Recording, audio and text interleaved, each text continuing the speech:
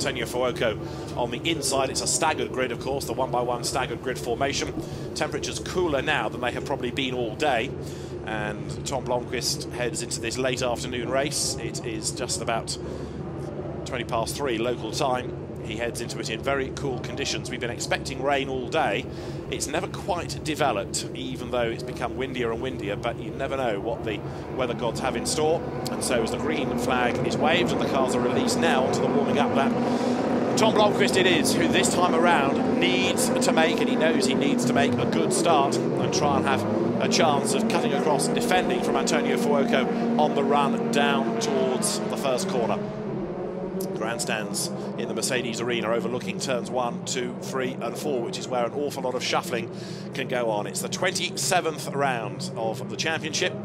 Yesterday's race, which was held on a wet but drying road, led at one point by Spike Goddard on wet tyres, won by Max Verstappen on his slicks. Andy Chang's car you've just seen at the back of the grid, the Macanese driver, new to the championship this weekend. Let's look at the grid. It's headed by Tom Blomqvist and Antonio Fuoco, with Esteban Ocon and Antonio Giovinazzi behind.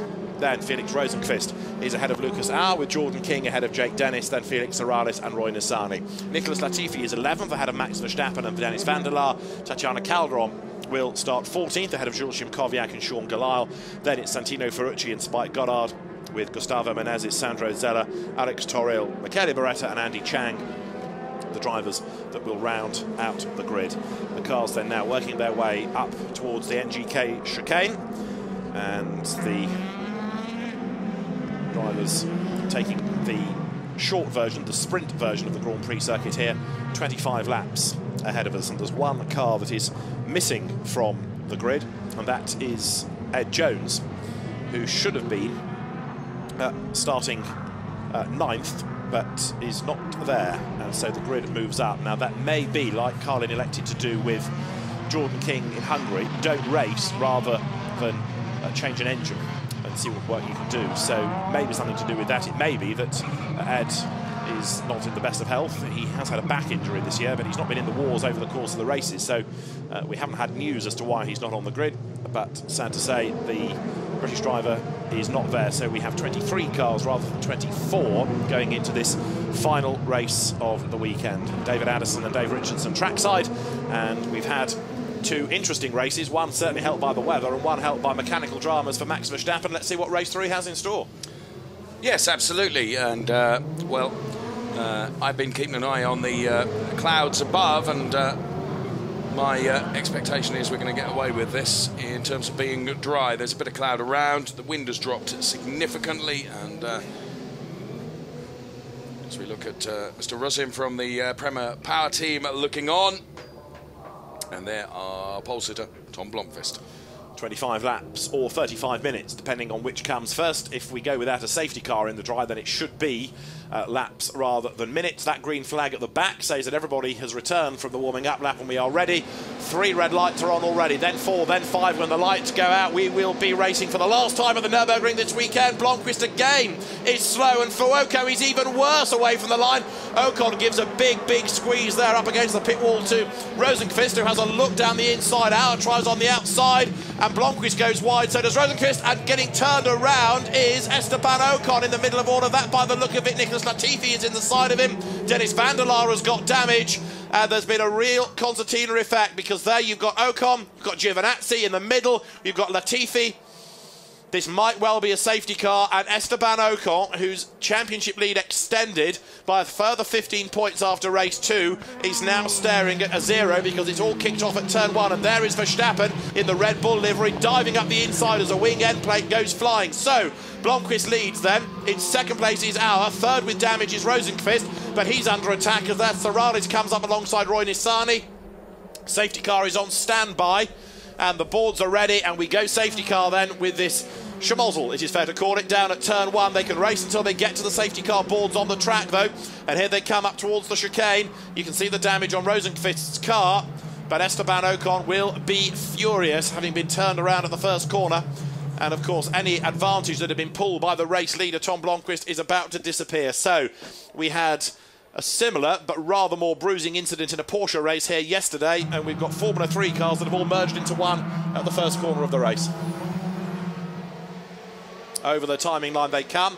There is Dennis van der Laar, whose race is run. Somebody went into the back of him because you saw the rear wing had been ripped off the car. Felix Rosenqvist, after a good start, he got chopped by Blomqvist, didn't he? And so he's got damage, and the safety car slowly makes its way out onto the circuit, and it needs to go slowly to make sure everybody goes through this part of the circuit safely. So in the last race, Esteban Ocon leading the championship. Max Verstappen a DNF, which helped the margin in the championship. Depending on what Verstappen might be able to achieve in this race, that advantage that Ocon built there would be nullified, wouldn't it? He'll still have a huge lead, of course, but what I'm trying to say is that, you know, potentially Verstappen could be in the fight for the championship. Well, he's 5th already from 12th on the grid after his grid drop for the engine change. So most of the hard work has been done by the dramas ahead of him. So 2 more places gained, and he can equal what Ocon achieved in that earlier race. So this is the start. Watch Rosenqvist in the orange car. He goes to the inside, and Blomqvist takes the line, and there's contact. And that damages the wing of Rosenqvist, but then Giovinazzi turns Ocon around. He gets done up the back by Nicholas Latifi, and somebody then went all over the rear of Dennis van der Laar's car. We'll try and piece that together in a moment. Now, should Rosenqvist have backed out? Should Blomqvist have let him go? Whose corner was it? It's still hard to gauge, but that trajectory, you see, on a tight inside line always makes it look worse. And there, van der Laar gets, I think he went over the front of Latifi, potentially. Now, I just think Rosenqvist is up on the curb here. I might be wrong. Yeah, he is. Yeah, it gets squeezed. But then, look, Giovinazzi cuts Ocon, turns him around, and then bang. Latifi's got nowhere to go. And just keep an eye, after all this has developed, on Dennis van der Laar, because wait for Latifi, first of all, because he's all airborne and over the curb, and bang, in he goes. And then I think van der Laar tried to go around the outside and caught the rear wheel of Latifi's car, and that's what did damage to his. So drivers clamber out, and Esteban Ocon is, as you would imagine, decidedly nonplussed. Antonio Giovinazzi likewise saying, "It's my fault. How is it my fault? You turned across me." But no racing driver is going to instantly admit blame. So Esteban Ocon walks away, and so we have now done 2 laps of the 25 behind the safety car. That's the other driver that was involved in it, Nicholas Latifi, who came around the corner and just came to a dead stop because there's nothing he could do. He leaps over the barrier. He's okay. He's fine. To put my judicial hat back on, oh yes, Antonio Giovinazzi is the driver that is under investigation. Interesting. Interesting. And Felix Rosenqvist has had a new nose cone put on the car and has gone back out and has stayed on the lead lap. So the safety car has helped him to an extent. Yeah. So we've lost Ocon, Giovinazzi, Latifi and van der Laar. And the safety car stays out. There is the grumpy face of Esteban Ocon. And understandably so, after being turned around. Big, big disappointment for him so early in the race.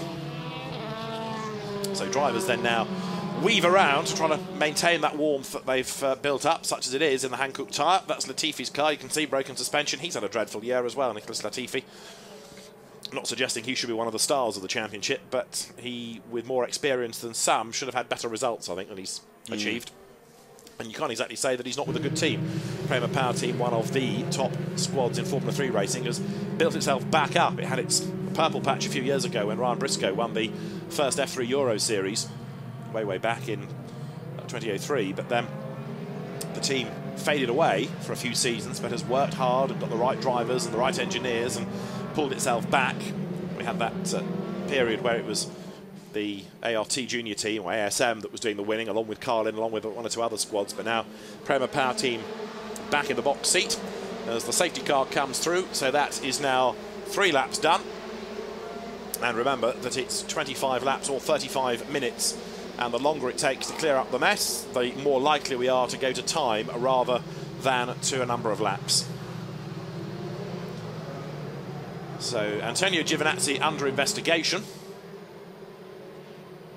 Dennis van der Laar and Esteban Ocon surveying the damage. Dennis van der Laar's had a disappointing season as well, the Dutch driver. And when it's been as competitive this year, if you're not getting good results all through the season, you suddenly start to fade away. And by definition, you can't all be in the top 3. No, and we have said on a number of occasions just how competitive this season has been in terms of the talent that's out there on track. Safety car going to come in this lap. Okay, so the real man to watch now is going to be Max Verstappen. He's 5th, having qualified 2nd, but started 12th after the engine change and the 10th-place grid drop, so he's got work to do. But 12th to 5th already, thanks to the dramas ahead and some good overtaking around the first couple of corners. There's Antonio Fuoco, who did well to avoid all the carnage. There's Jordan King, who's up into 4th place now. And the other man to watch is going to be Rosenqvist to see what progress can be made by the Swede, working his way up from near the rear of the grid.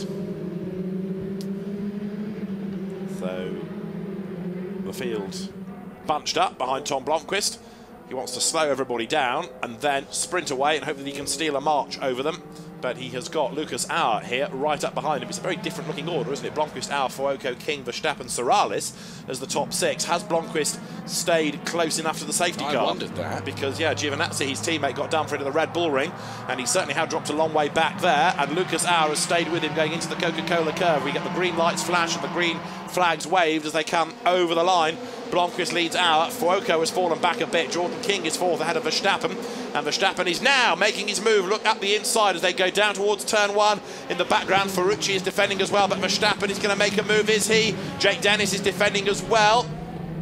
Out wide goes Fuoco. He defends from King. Verstappen now tries to go around the outside, and look at this for the lead. Lucas Auer wheel to wheel with Tom Blomqvist. The Austrian driver is absolutely level at turn 3. He's got the inside line for turn 4, and he's got the race lead. Great stuff. That was a brilliant drive from Lucas Auer. He remained absolutely committed to that when he was the wrong place, but had to stay committed. Tom Blomqvist now tries to fight back, going around the outside. That's going to be very difficult around the hairpin. A brilliant drive from Lucas Auer. Cometh the hour, cometh the man, and all that. So he leads through the Schumacher S then, with Blomqvist tucked up behind him. Then it's Fuoco in 3rd place. What's Verstappen been able to do about Jordan King? Let's have a look at this once again, because Lucas Auer stood on the outside line all the way through that sequence, and then the road came to him. He had the shorter line for turn 4 on the inside. Bang, through he went. So Auer leads. 2nd, it is Tom Blomqvist, who has not given up. He works his way now through the chicane, but a Muka Motorsport car fighting its way into the lead is not something we've seen very often this year. No, far from it. Muka Motorsport have had a really rather torrid time of it, haven't they? So it's a change now as they cross the timing line. Auer, Blomqvist, Fuoco and Max Verstappen, P4. So he's gained 1 spot on the restart over Jordan King, who is 5th. Felix Seralis running at the moment in 6th. Roy Nissany is 7th. Tatiana Calderon is 8th. Jake Dennis is 9th.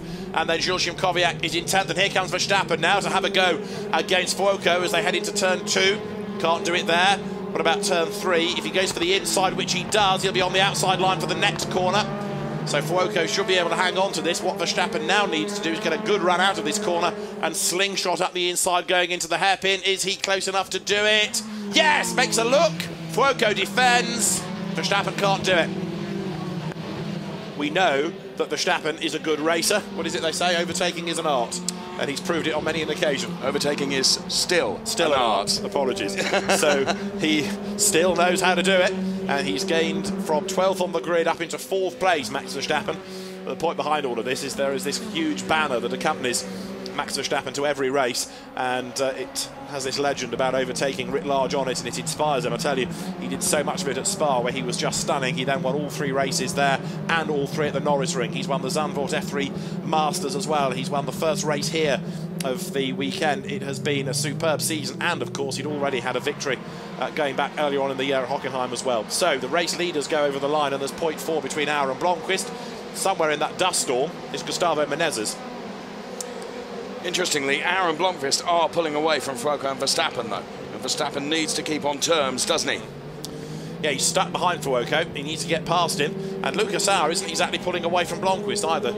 Tom is keeping him honest, as they say. We're on lap 7. We've got 24 minutes to go. And there is Spike Goddard round the outside of Sean Galile. And as they work their way now down into turn 3, Galile, the Indonesian driver, fends off the Aussie, who's got his teammate, the Spaniard Alex Toril, next up.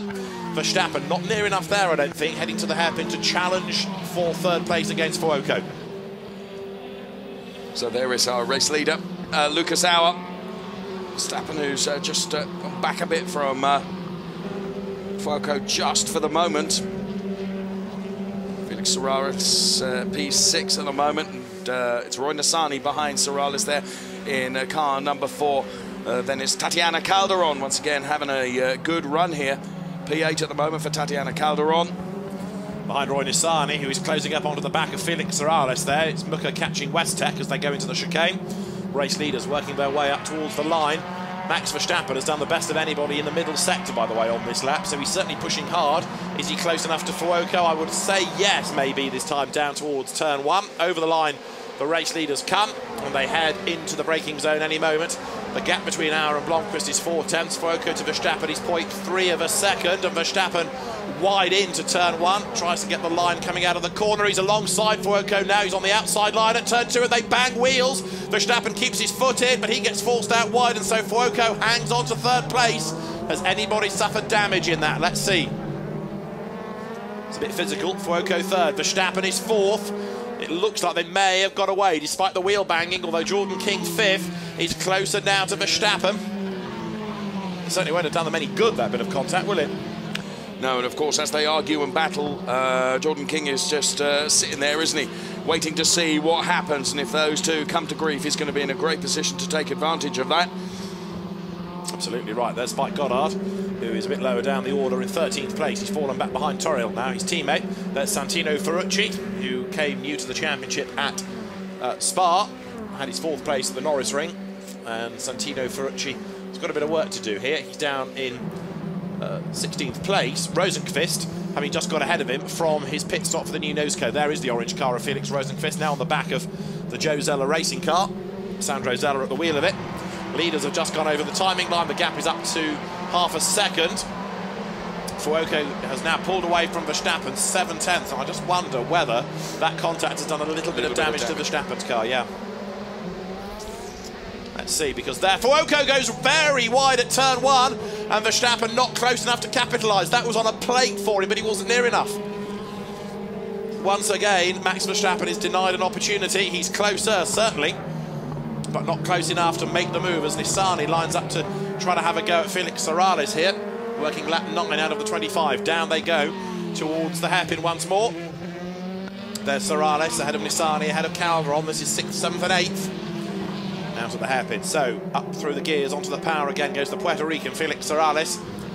He's chasing on behind Jordan King, who in turn is chasing on behind Max Verstappen. Jake Dennis there in the Racing Steps Foundation car running up the curbs 9th. He's closing on Tatiana Calderon, so there could be a place to be gained here before the end of the race. So Antonio Giovinazzi reporting to the stewards, but we know no more about that for the moment as the leading cars work their way out of the chicane up towards the completion here of lap number 9. And Blomqvist has done 2 absolute bests in sectors 1 and 2. He's on the back of Lucas Auer. He out-qualified him. He should be able to outpace him. Auer jinks across the road to try to break the toe, break the slipstream effect as they go down to turn 1. Blomqvist has a look, he has a lunge, he has the lead, but he's gone deep into the corner, and here comes Auer back up the inside. He retakes it on the outside line. Thank you very much, he says. He knew that was coming. Yes, he saw that, didn't he? Anticipated that and drove accordingly. Gave Blomqvist room, said, come on, come through, make your mistake, and I'll pick it up again. And so Blomqvist has got to do all of that hard work all over again. And that's why you get all the drama at the Mercedes arena, because it's just got a funny nature to it. But with this long drag up the inside, finally there's a gap. Blomqvist goes for it, he locks up, too much speed into the corner. Out wide he goes, and Auer cuts through on the inside, drives ahead and claims the line for turn 2. We're on lap 10 here, 25-lap race. It is round 27 of the FIA Formula 3 European Championship, and the race leader now, Lucas Auer, is getting away a little bit from Tom Blomqvist in 2nd place. Then in 3rd, it's Fuoco, and Verstappen is 4th. He's shaken off Jordan King, but he's not really being able to catch 3rd-placed Fuoco, who has now done the best of anybody in the middle sector. And behind, Roy Nissani there is still on the back of Felix Serrales as it gets greyer and gloomier, and the threat of a shower gets ever more likely, I think, here. There's Felix Rosenqvist, number 27, the Swedish driver in the orange Muka Motorsport run car, 15th, trying to work his way up the order. 14th, indeed, now he is. He's got ahead of Zeller, hasn't he, there behind the yellow car. Sandro Zeller, the Swiss driver, comes over the timing line. So Lucas Auer leading now by 2.3 seconds. Blomqvist, having made that move, has lost a big chunk of time. Menezes to the inside of Zeller. Easy peasy on the inside and doesn't scrabble out too wide, so he keeps the pace. Zeller has a rather ambitious lunge around the outside at turn 2. Now to turn 3, he's got to defend from Ferrucci. Santino Ferrucci goes up the inside, and he's going to be alongside him there, but the wrong line, the outside line for turn 4. But he's still done it round the outside. He runs off the road, but good driving that by Ferrucci. So Sandro Zeller there, being hunted down and passed by Ferrucci in that car number 29.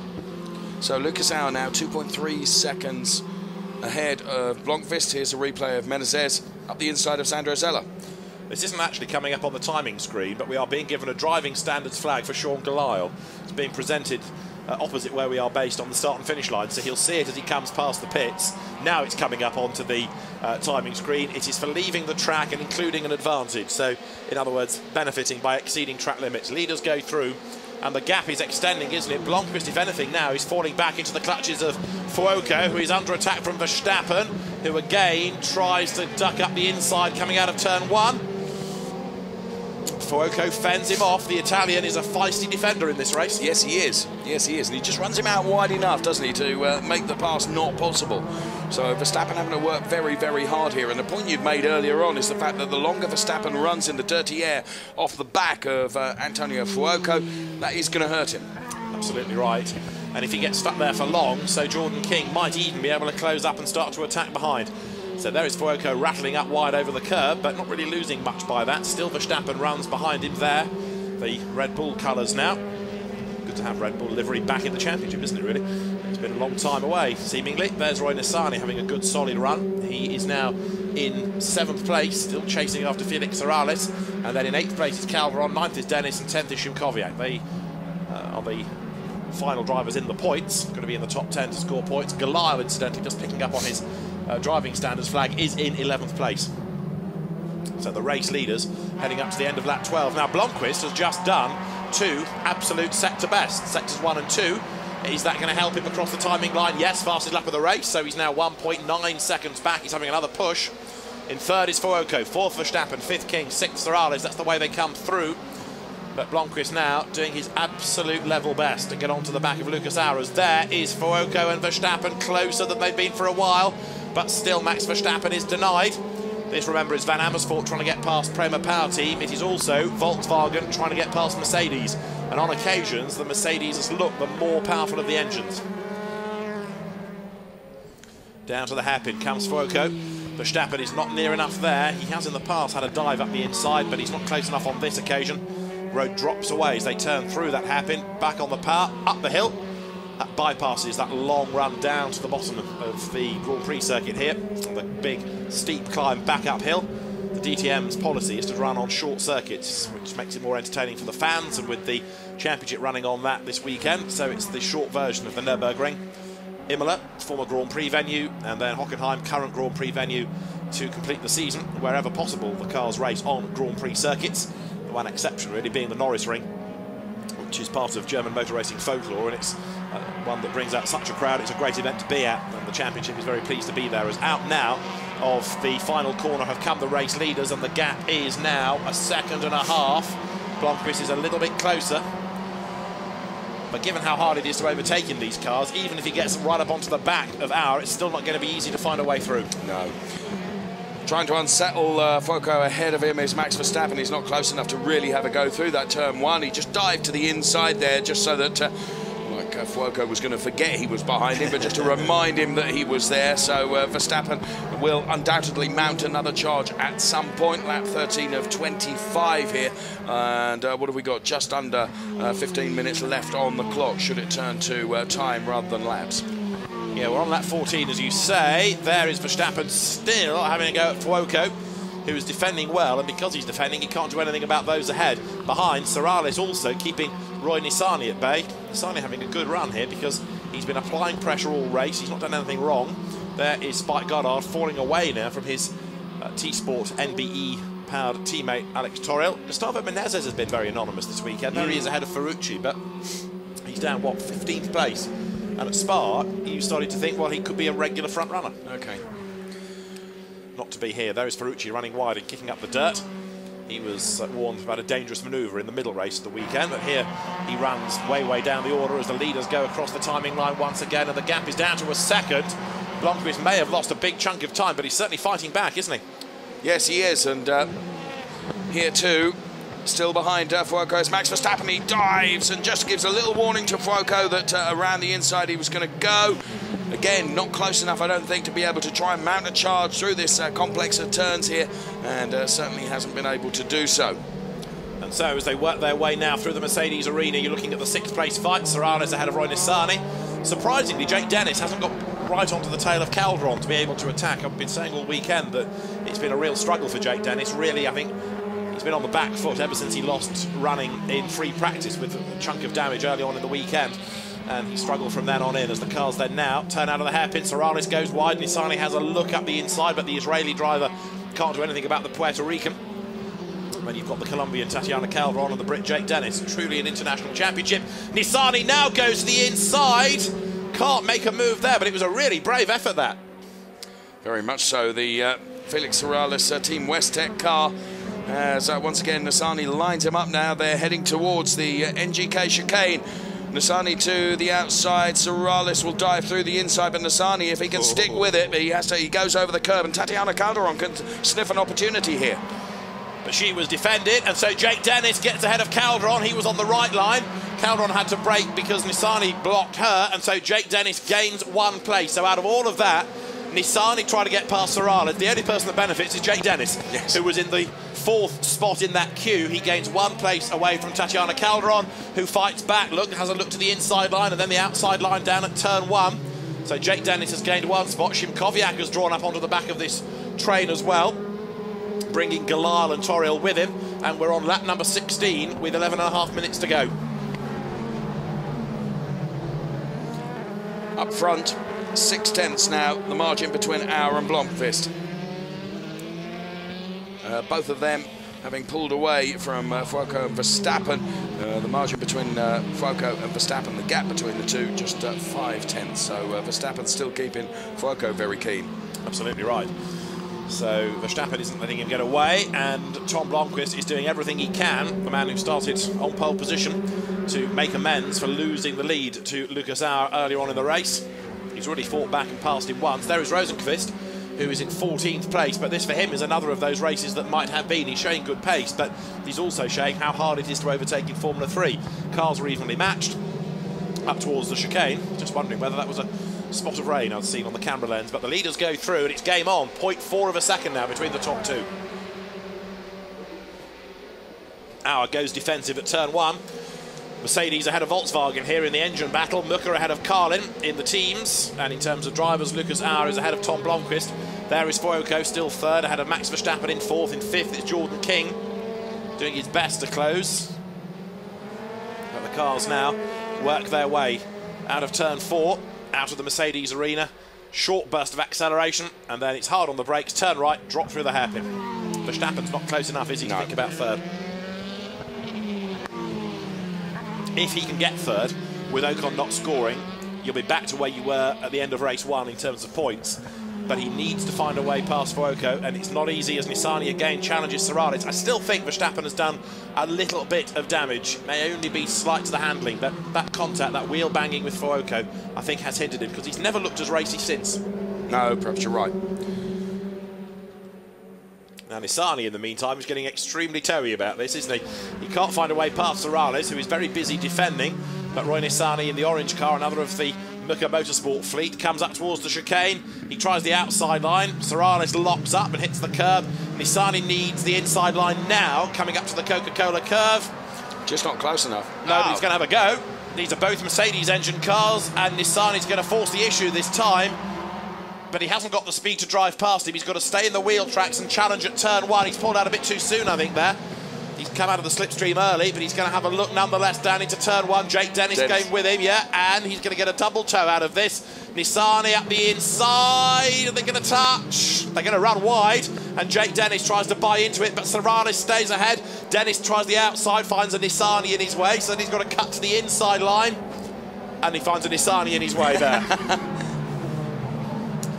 Roy Nissany having to defend. Jake Dennis to the outside. Nissany at the inside of Serrales, who runs out wide. And now Roy Nissany, for 6th place, should be able to challenge at the hairpin. Jake Dennis, he's all over him like a rash. Calderon's trying the outside line. Shimkoviak wants to join in as well. So does Sean Galisle and Alex Torriel. And way sideways goes Jake Dennis and Galisle. Torriel goes to the inside line in the background, and Galisle stays ahead, but only just. And Goddard has joined in, and Rosenqvist all of a sudden might be able to buy a whole load of places, because there is an enormous moment brewing up ahead of him. Yes, I think you're right. Well, this is fascinating and exciting to watch. Look at this. Jules Simkoviak there on Jake through the chicane. This could all end in a big heap of bits shortly. I do hope not, but there is Jake Dennis. There's Rosenqvist to the inside of Spike Goddard. That doesn't pay off for him. Jake Dennis has fallen back again behind Calderon, hasn't he, on that lap in all of the fun and games. Over the timing line, the leaders have gone. And there, Rosenqvist to the inside of Goddard, who is reducing the amount of the Nürburgring available to the Swede, and there are spots of rain on camera lenses. There's an enormous lock-up from Shimkoviak. That's going to force Galisle to go wide, coming out of the corner. And now you've got Rosenqvist up alongside Spike Goddard as they work their way on a slightly greasy road now, up out of turn 2. Spike Goddard once again sticks out his elbows. Rosenqvist has to slot back in behind him. You've got to be brave in this to get past Goddard. Rosenqvist has another go. He's all over the grass this time, and he still keeps on coming, and he's up the inside of the hairpin, and he still can't get by. They touch, and Goddard is sideways. They touch again, and that does for Rosenqvist's second nose cone. It does for Goddard as well. And that was pure frustration on the part of Felix Rosenqvist. He made a move, and Spike Goddard is going to be given a driving standards flag, Dave. Yes, more than one change of direction in terms of defence. I think that's the understatement of the day, isn't it? You might be right. This was the move. Up the curb was Rosenqvist. He did tag the back, and then as they touch wheels, that turned Goddard around, and inevitably the racing drivers salute, but Rosenqvist clipped him. Yes, he did. The first contact was Rosenqvist. That unsettled Goddard, that brought him into the path of Rosenqvist, and there's more damage, and so the Swedes, that just encapsulates his season, doesn't it? You know, a good start, damage, fights his way back up the order. I know. Damage, forget it. I said there was a huge moment building up. It wasn't quite as huge as I thought it might be. The meatball flag is being shown to Felix Rosenqvist to say a bit of your car is stuck under the front. I think he knows that, and he's brought it into the pit lane. But the scrutineers just want to be on the safe side, so the car comes in, and Felix Rosenqvist, I think, will probably call this a day. A drive-through penalty is being given. Have a guess to who? Would that be to Spike Goddard, do you think? It is, and it's for forcing another driver to leave the track. So that was for putting him on the grass. That was a rallycross moment, wasn't it? It was. It was a rallycross moment. Now, those little spots of rain... Yeah, I agree. The circuit even looks different in colour now. It sort of has a different sheen on it, doesn't it? I know a lot of rubber has gone down over the weekend. There is Spike Goddard, who's going to serve a drive-through penalty for having sharp elbows. His car looks remarkably unscathed. Yes. Yes, race leader yesterday in the wet, on wet tyres. But then as the road dried out, he fell down the order again. So, after all of that drama, we are on lap 21, and this is the lead battle. It's Lucas Auer versus Tom Blomqvist. They are together again. Up towards turn 2 they come. Lucas Auer leads the pack. Blomqvist has a look up the inside for third. 'Twas ever thus. Auer is ahead of Verstappen, but it just looks greasier now, this circuit. But there's no change in the lap times, is there? No discernible change. You're quite right. Here they come, down towards the hairpin once again. Blomqvist it is, doing his best to get up onto the tail of the leader Lucas Auer and challenge for the lead. There's Fuoco, who turns his way through the hairpin, and Spike Goddard serves the drive-through penalty. So he was given a driving standards flag for blocking, in effect, for more than one change. Muka Motorsport engineer there shrugs to say, what were you doing? And Spike Goddard is in no mood to respond just yet. He goes back into the race. And this, with lots of spots of rain on the lens at the chicane, is Michele Beretta and Sandro Zeller getting together. Little tap in the tail from Beretta, who got it all wrong and forces both of them across the grass. Neither gain, neither lose out. They stay in the same order, having gone over the green bit, back on. Well, we've, what have we got? 3 3/4 minutes left in this race. It's going to time. It's going to be 2 more laps, isn't it, as they come through. So because of the safety car, it'll go to the clock, not to the number of laps as laid down. Down to turn 1. Blomqvist again thinks about it. Can't do it. Lucas Auer hangs on to the advantage. I wonder if it is getting slippery out there to any great extent. Verstappen is still trying to find a way past Lucas Auer. Past Antonio Fuoco, I should say, as they come now into turn 2. Jordan King has never quite got close enough, has he? He's always been shadowing them, but never quite able to catch the Van Amersfoort car of Verstappen. And they run the same engine, same Volkswagen engine. They're coming out of the hairpin, the top 2. Blomqvist almost there with Auer once again, and certainly Verstappen has clawed back the deficit to Antonio Fuoco, so he is on the tail of the Italian as they work their way through the Schumacher S, out of which come the race leaders. So we have got this lap, and I would predict just 1 more at the end of it. Definitely some spots on the camera lens, isn't there? Absolutely right. And there again, at that part of the circuit, it looks as though it's spotting a bit more than it does on the start and finish area, where you'd think it was bone dry. The leaders come through and might even get another 2 laps out of it, in fairness, because the flying lap is a 1:23, so they will get through with just under a minute to spare. Yep, it is 2 more laps. Here they come. Over the line. And car number 11, Spike Goddard, is still in hot water. He is now going to be reported to the stewards additionally. So Spike Goddard may not be on the early flight he thought he was from Germany tonight. As there, Verstappen has done it at last. He's got himself up past Fuoco, and now King challenges. It is getting wet at the Mercedes Arena. Up the inside goes King. Can't find a way past Fuoco there, but Verstappen has done it. He's taken the place. The leaders are on that penultimate lap. They're going down to the hairpin, and finally, Verstappen has got himself up into 3rd place, and in so doing, brings the point situation back to that after the first race of the weekend. And he's really pulling away from Fuoco. Yeah. I appreciate that Fuoco's having to defend. Here was the overtake. Good move. He left it as late as he dared. And fairness to Fuoco, it gave him racing room. Yes. Not much, but just enough. And it put both of them slightly off their stride, and that allowed King to catch up. So we're about to start the last lap of the race, and Lucas Auer looks like he's heading for a 2nd victory. And I've got to say, he's the surprise winner out of the weekend. Yes, perhaps so, but has driven very, very well, hasn't he? Because whilst Tom has had a couple of looks, hasn't he? He's never... it was the driver around the outside. So, Auer, Blomqvist. And then Verstappen, Fuoco.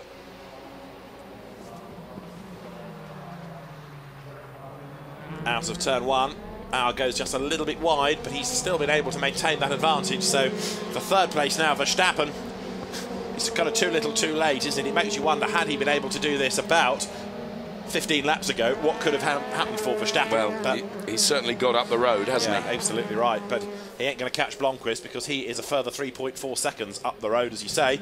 Blomqvist doing his best to shadow Auer as they come through the hairpin, but it'll be the checkered flag this time around. Lucas Auer is heading for a 2nd win of the season, and Tom Blomqvist is another one that's sort of got away from him. He started on pole, and he's had to work hard even for 2nd place.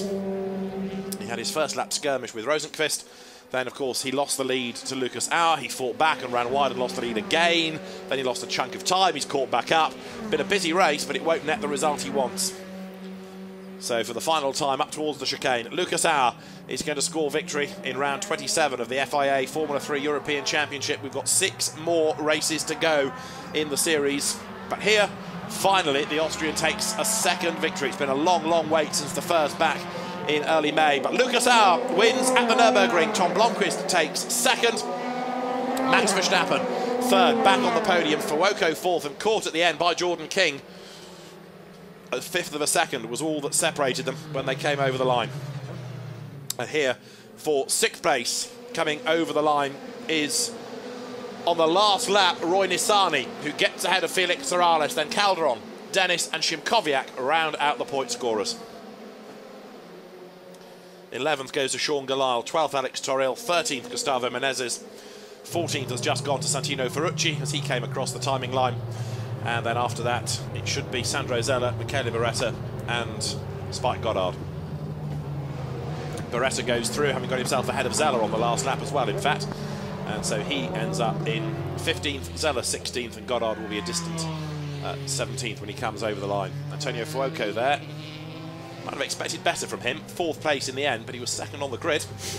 And Verstappen, remember, started 12th after qualifying 2nd, but still a good result.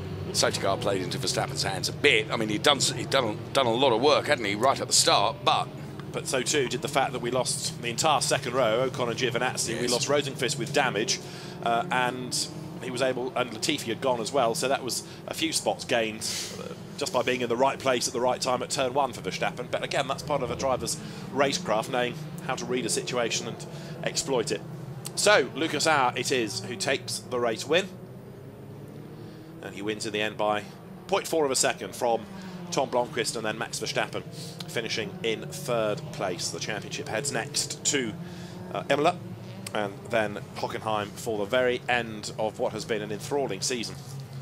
And another race with lots of drama, and for the good of the championship, it's always nice when it's somebody you're not expecting to take the win. And that's what we've had today with Lucas Auer coming out on top.